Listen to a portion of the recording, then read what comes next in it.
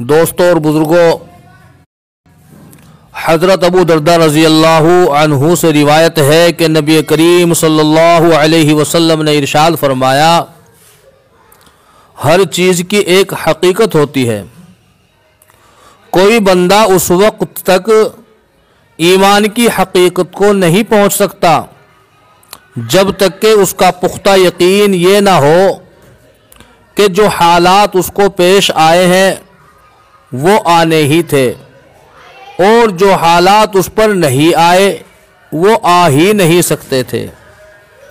یعنی انسان جس حالت سے بھی دوچار ہو، اس بات کا یقین ہونا چاہیے کہ جو کچھ بھی پیش آیا وہ اللہ تعالیٰ کی طرف سے مقدر تھا، اور معلوم نہیں کہ اس میں میرے لیے کیا خیر چھپی ہوئی ہے۔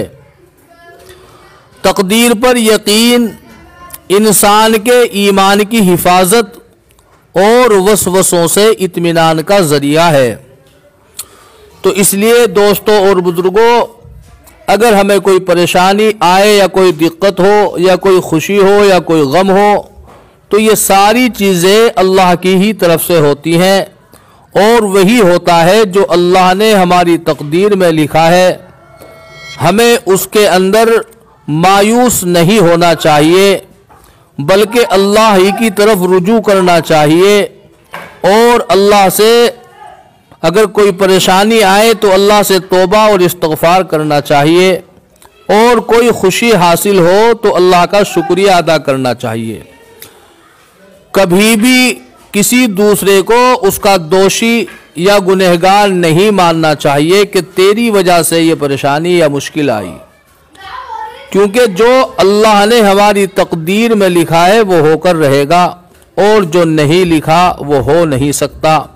اگر ساری دنیا مل کر کسی کو نفع پہنچانا چاہے اور اللہ نے وہ ہماری تقدیر میں نہیں لکھا، اللہ کی طرف سے وہ منظور نہیں ہے، تو دوستوں نفع پہنچ نہیں سکتا۔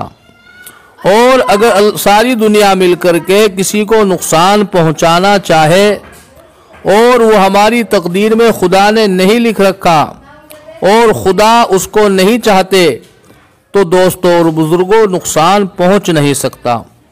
تو اس لیے ہمارا یقین ہونا چاہیے کہ جو ہوتا ہے وہ اللہ کی طرف سے ہوتا ہے، نفع ہو یا نقصان، اچھا ہو یا برا، جو اللہ کریں گے وہی ہوگا۔ اس لیے ہمیں ہمیشہ اللہ ہی کے اوپر توکل رکھنا چاہیے، اسی کا نام ایمان اور یقین ہے، اور اس سے پھر انشاءاللہ ایمان میں مضبوطی اور پختگی حاصل ہوتی ہے۔ یقین تقدیر کے اوپر جب رہے گا تو انشاءاللہ تعالی ایمان کے اندر پختگی حاصل ہوگی اور شیطانی وسوسوں سے حفاظت ہوگی۔ تو اس لیے ہمیں ہمیشہ تقدیر کے اوپر یقین رکھنا چاہیے، اچھی تقدیر ہو یا بری ہو، کوئی اچھائی پیش آئے یا کوئی برائی، وہ صرف اور صرف اللہ کی جانب سے ہوتی ہے۔ اللہ ہم سب کو عمل کی توفیق نصیب فرمائے۔ السلام علیکم ورحمۃ اللہ وبرکاتہ۔